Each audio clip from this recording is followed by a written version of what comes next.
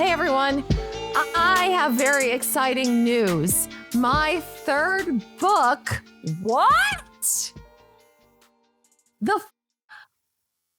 my third book is available for pre-order today.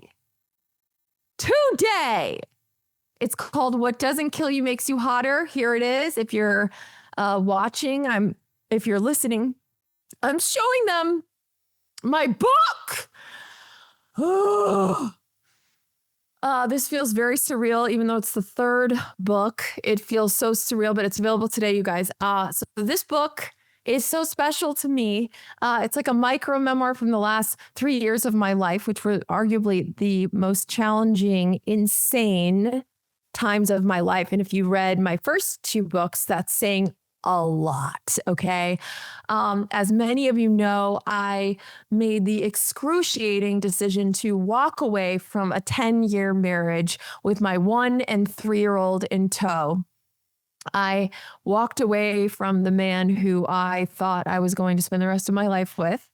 And this is that story, the story of my separation, the fear, the uncertainty, becoming a single mom, dating after divorce. But it's not just about all that I've lost. It's also a story of a very public, wild journey to rebuild my life. So I think it's a pretty inspiring story. And if you have ever been through heartbreak or you're contemplating a big life change, this book is for you. Or if you just want to be entertained. It's a great story. It's a page turner. And yeah, I even said to my ex, I said, when I was doing drop-offs with the kids, I said to him, I can't believe the shit you put us through over the last 3 years. I can't believe you. But thanks for my third book. And he was like, you're welcome. Because I got to find the silver lining, y'all. I got to make lemonade out of lemons. And anyway, I hope you love it. This book means so much to me. And I'm so scared to share the very raw details of my life. It's very vulnerable, also very funny. Okay. I hope you'll laugh and cry. But yeah, I'm very scared, but I think through this journey, I learned, that was one of the things I learned, was to do it anyway, even if you're scared. Just walk through that fear and do it scared. And that's what I did, yo. That's what I motherfucking did. So you can get this book. We'll link it below. And the pre-orders are really important, you guys. So if I get enough pre-orders, then I get to go on a book tour. And if I get to go on a book tour, then I get to give you a hug. And I want to meet you. I feel like so many of you that have followed my journey have been following it pre-kids for the last decade, some of you. And I've never met anyone. I've never done a tour. I've always been behind a screen. And I'm so ready to get out there and come to your city and meet you.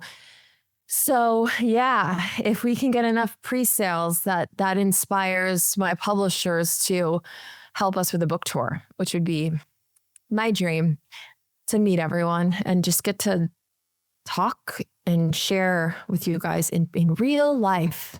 I just want to smell you. Thanks to Cash App for sponsoring this episode. Okay, so I have to tell you about the weirdest scam attempt I got recently. Someone texted me pretending to be my bank, saying my account was compromised and I needed to send them money to verify it was me. And I was like, babe, that's not how banks work, honey.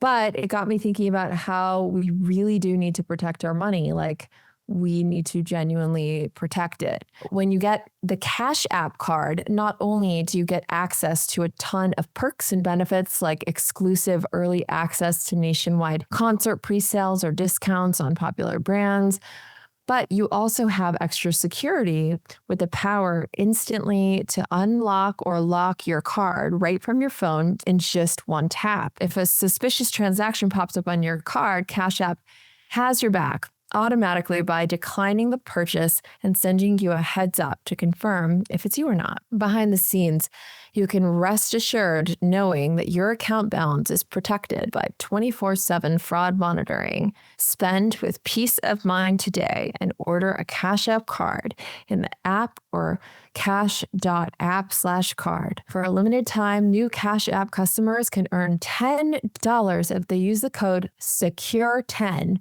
in their profile at sign up and send $5 to a friend within 14 days. Terms apply. Cash App is a financial service platform, not a bank. Banking services provided by Cash App's bank partners. Prepaid debit cards issued by Sutton Bank. Member FDIC. Discounts and promotions provided by Cash App, a Block Incorporated brand. Visit cash.app/legal/podcast for full disclosures. Okay, so there's that news. Very exciting. What else is going on? Dude, I couldn't sleep last night. I don't have issues with sleep. I'm not bragging, but I'm kind of bragging. But I really struggled to get to sleep. I was like, up till maybe 1 or 2, I was kind of mad, I'll be honest. And I need to get over it. But I was really pissed. So yesterday, from when I'm filming, it was Sunday. And I was asked by, I don't give a fuck, I'm just going to call them out. I don't care. I was asked by the Groundlings, this theater company that does like sketches, improv. I'm sure you've heard of them. The Groundlings. They emailed me and asked me to film sketches with Jane Fonda.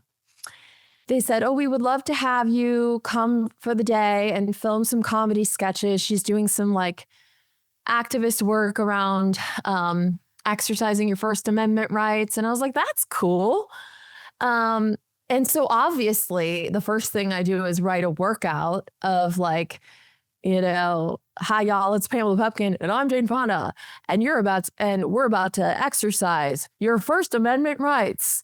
Speak out, use your voice, speak out. It's your choice, and it's just a whole First Amendment themed workout, which was hilarious and so obvious, right? With Jane Fonda.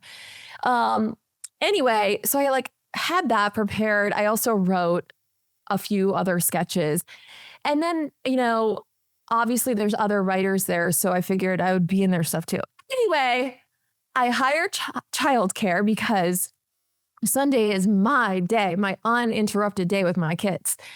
And so I hired childcare for the day, and I spend like days prepping these sketches and songs and blah, blah. And I show up there and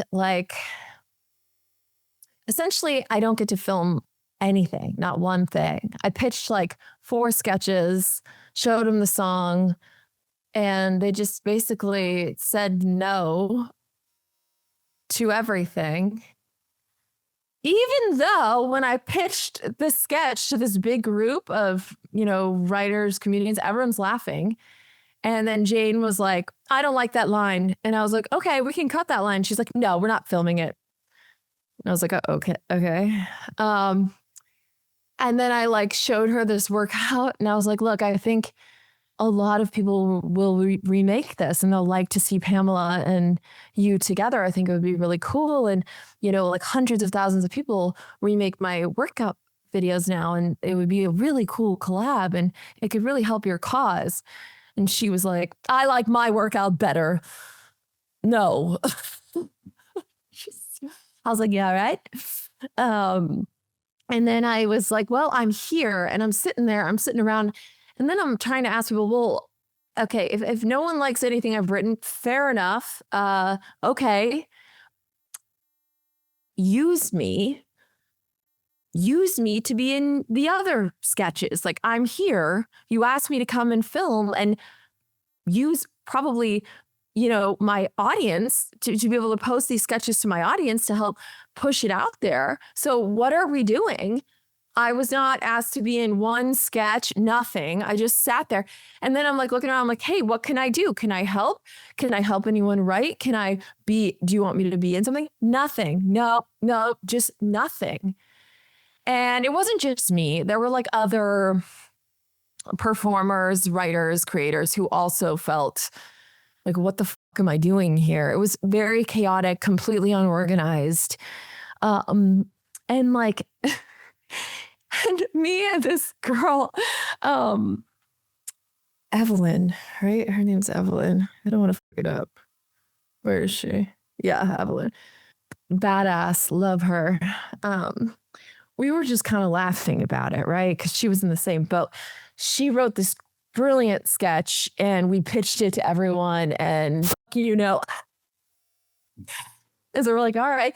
And then we talked and we were like, well, let's just film it. We don't need her to film it. Like, and in fact, that's what I'm going to do too. I'm just going to film all these ideas, even the First Amendment workout. I'm just going to film it. Like, it's a funny workout regardless. And I wrote a few other sketches that are great. I'm just going to film them independently. But anyway, so Evelyn and I were like, what are we doing? It's been like 4 hours. No one's getting us to film anything. We're just sitting there. We're trying to be of service. We're trying to help. We're not wanted. Why the f are we here? So then we go find the room where Jane is filming some other sketch, which with like Groundlings members, I'm pretty certain like the only people that got to film things were like actors that are work at the Groundlings or something like that. Cause what? Anyway, so we find her and then we just keep trying. We're like, we're here. Like, so we just keep pitching our ideas. We're like, hey, what if we do this TikTok trend that will take 10 seconds and you just have to come on screen and dance. And then we write like a clever caption and it'll take you 5 seconds to film. She looks at it, she goes, no, I'm not doing that. So basically I spent 6 hours just getting rejected by Jane Fonda. Look, it's not just that it hurt my ego. That's fine. Whatever. I went in there going like, let me be of service and help. Like, you guys want to make some meaningful sketches? I'm happy to be a part of it. I came prepared. What pissed me off too was like, when I pitched one of them to the room, everyone's laughing consistently. And then whatever, she just was like, I don't like that line. We're not doing it. I said, well, cut the line. We don't need the line then. No. And it's like, she was being but I don't mind that. I think sometimes women in power need to be a little, and if it was a man, you would just be like, wow, he's assertive, but it's a woman. So like, she's right. But no, I like that. I like that she was assertive. She doesn't like something. She's 89 years old. She's not going to do it. And I appreciate that. You're 89. She's stunning. She's so quick and has her wits about her still. So she's still inspiring, and I appreciate that she's so over, if she ever had a people pleasing era, she's definitely over that. And it was just very like, no, yes, no. But it was more just like, so I'm not angry at her. I think she's a badass.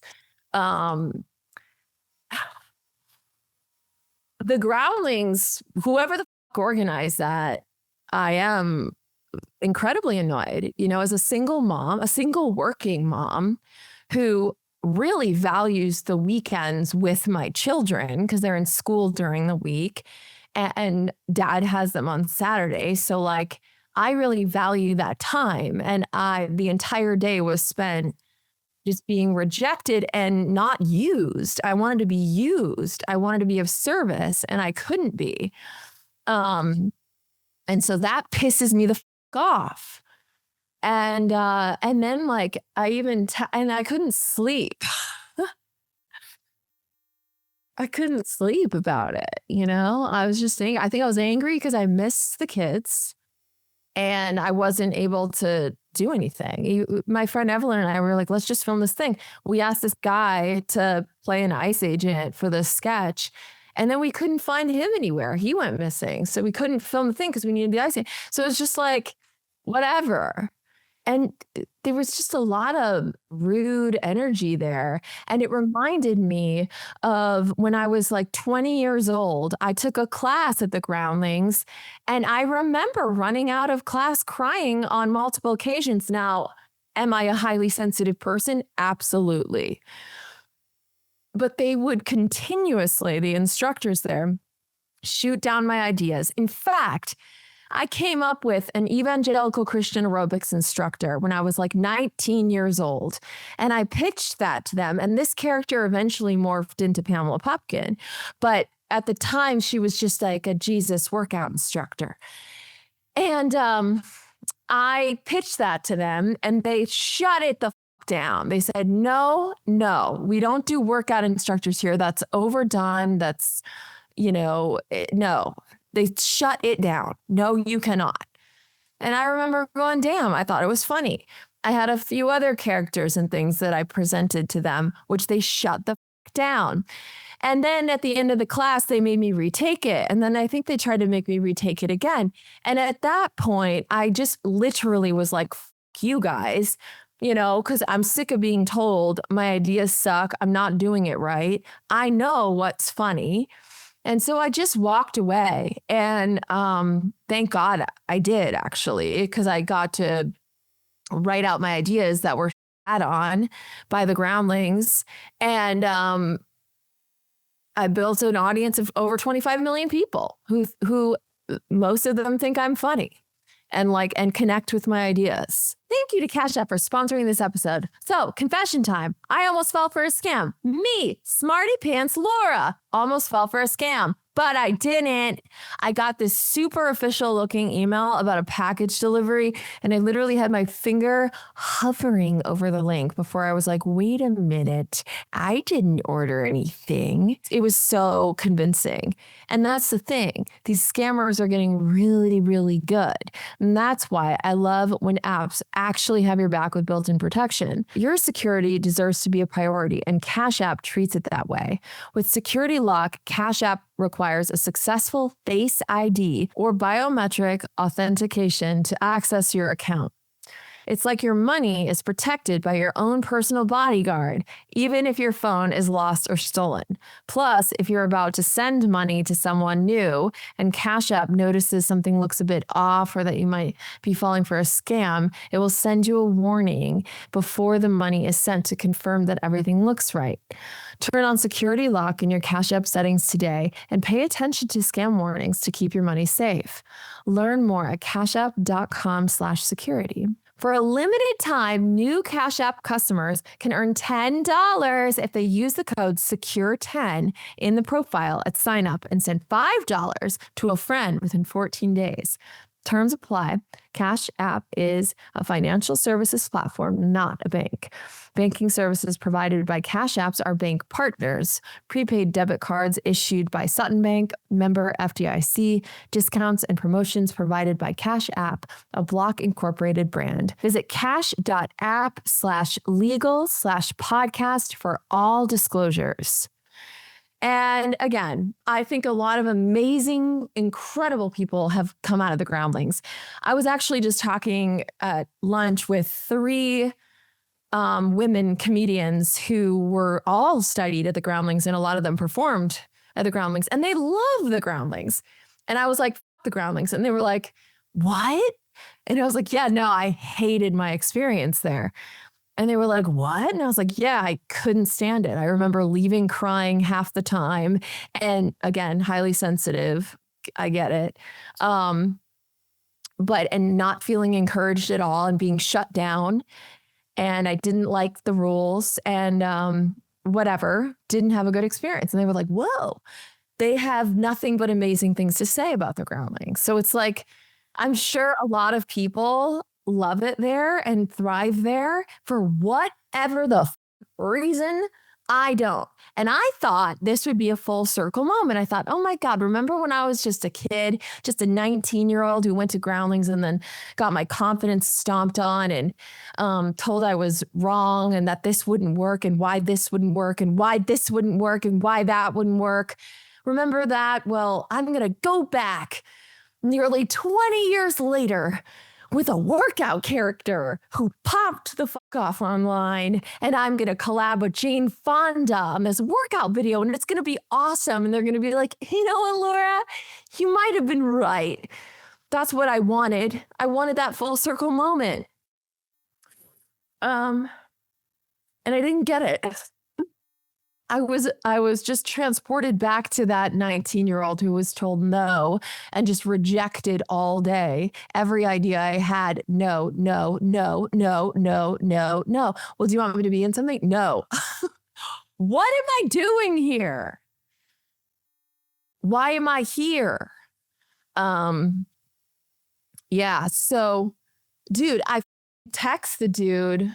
I don't know if this was rude or not. I got a selfie with her. That was whatever. I was like, she rejected me all day. And I was like, dude, can we get a picture? And all right. Okay. So we get a picture. And again, I'm not even hating on Jane Fonda. Like, she's assertive and she's 89 years old. And she had like 100, maybe like 50 writers and creators and directors there, all pitching ideas. You know, I think whoever organized the event invited too many people. It just was not, there was no structure to it. There was no like, hey, we're going to be filming ABC sketch in this room and, you know, DFG sketch in this room. And like, there was no organization whatsoever. They just were not prepared. And yeah, but that's the good news is I met some really great people, some really cool content creators who are just so original and so interesting. And I got to connect with them. I got to like sit and work things out and write with them. And like some of my ideas, I fleshed them out with these people. And then she said, no, I hate it. Okay. Produced a song. It slaps too. I'm gonna do that anyway. Okay, well, here's my actual, I want your opinion. They did say, so wait, the guy who like organized the event texted me yesterday. Okay, ready? Here's what he said. Yeah, I'm talking. He goes, hey, quick question. Thank you so much for coming today. Do you want to collab with the committee on the photo or tag us, the groundlings? I really appreciate you coming. And then I wrote to him at midnight because I couldn't sleep. I said, I feel pretty confused about today. I was told by my team you wanted me to come and film. I came with multiple ideas and fully prepared. Not only were none of them filmed, I was not in anyone else's sketch. Literally nothing was shot in the 6 hours I was there. And then he wrote, hey, I'm really sorry you felt that way, and thanks for letting me know, because we really want everyone to feel included and a part of the process in filming. In terms of the skits, definitely wanted and still want you to be part of the skits. Why wasn't I? I was there for 6 hours. There were tons of rooms available for folks to flow in and out of. So I thought you might have gotten something. Huh? I literally went there to film with Jane Fonda. That's why you invited me there. I film in my room every day. I don't need to go to West Hollywood to film. What? We're still finding our groove with the overall content creating part, which will hopefully be better as time goes on. But we'd love to do an exercise your rights video. Won't be until next month. I'm really glad you and Jane got a picture together. If there's any way you can tag us, that would be great. But if not, it's okay. And then I just wrote back, I was told I'd be filming stuff specifically with her. Tagged you. Also, oh, I'm not going to say this last part. It's just we're from a similar area. Whatever. That was it. But I said tagged. I tagged them. Whatever. Okay. Okay. So then let me just... Yo, bestie, sometimes you just need to vent. You know what I'm saying? So, okay. So when I showed her the song, which I'll show you right now, I did Pamela's voice and Jane's voice, by the way, for this song. But when I showed her the song, she goes, I'll show you the song right now. This is what I showed her. Hi, y'all. I'm Pamela Pupkin, and I'm Jane Fonda. And you're about to exercise your First Amendment rights. Speak out.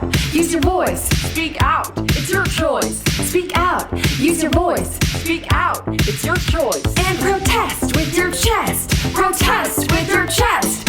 Side to side, assembly slide. And we step, step, step.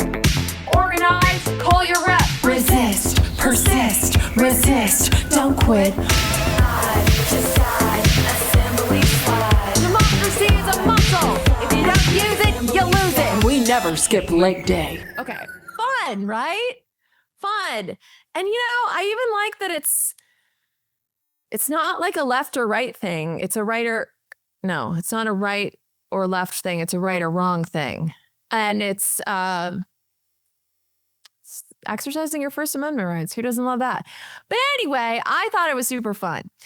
So I show her that and she goes, I think I like my workout better, but you can be in mine next month, is what she said. So apparently next month they're doing a workout video. And I was like, oh, okay. I'm happy. I said, I'm happy to be in yours next month. But do you also want to do this 40-second song that I wrote? Because I know people will be remaking it around the world. She was like, I can't commit. And I was like, okay, all right. So it's like now I go, do I go next month and then maybe shoot this thing or just be a background in her thing? Or do I just shoot my own and she shoots her own and we're just two separate people with two separate workouts? And why subject myself to that again? What would you do if you were me? I don't know. I don't want to go back. But is that my ego? Should I go back and just be of service? No, I shouldn't. I'm not going. She wasn't even nice to me. And again, I'm not hating on her. She was just not nice to me. And even at the end, after I'd been there for 6 hours, and I was like, what about this 5-second idea we can do together for 5 seconds? It's a 5-second trend. No. The fuck? So no, fuck that. I'm not doing it. Now the question is, do I film that video myself? Okay, whatever. So that's my that's my very trivial bullshit. Okay, from yesterday. And I gotta say, don't regret it. I met some amazing comedians. I saw some friends. I got to connect with them, and that was fun. That was fun. It's always fun to meet creative people. So I made some new friends. So it wasn't a waste. And it was in West Hollywood, which is where I got sober. And I got to go to an AA meeting where I first got sober 14 years ago. And that was amazing.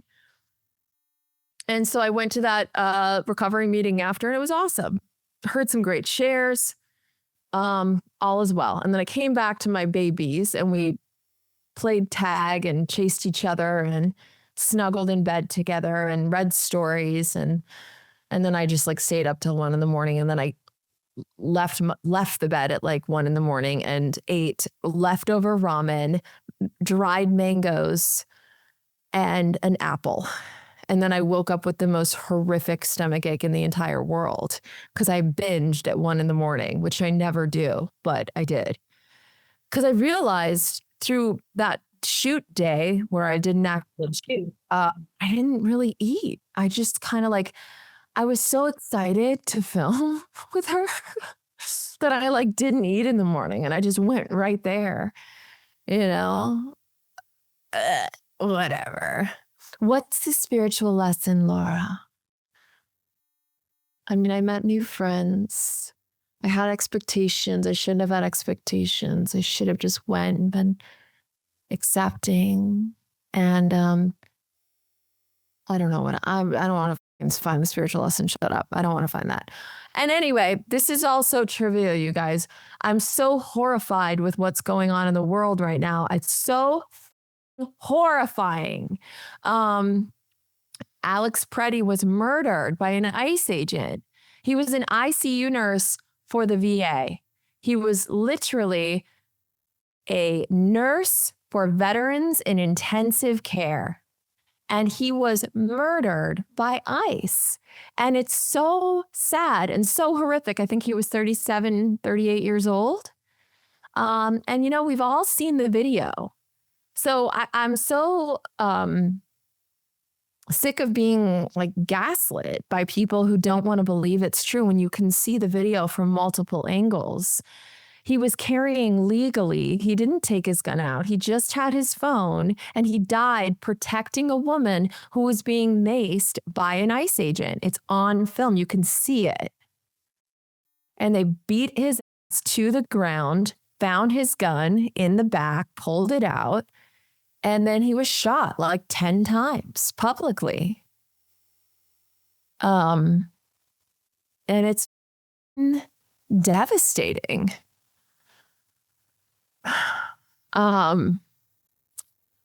Yeah, it just feels surreal. You know, you like look online, it's like a movie. Like, this can't be real life. And I don't know, you just every day there's a new disturbing story. I mean, I posted about the 5-year-old boy who was detained, and I was met with so much backlash from certain people, not everyone, going, well, his dad ran away. His dad was a monster and ran away. And ICE knocked on their door, and the family wouldn't let the boy in. So they had no option but to detain him and fly him to a distant immigration detention center in Texas when he was in Minnesota.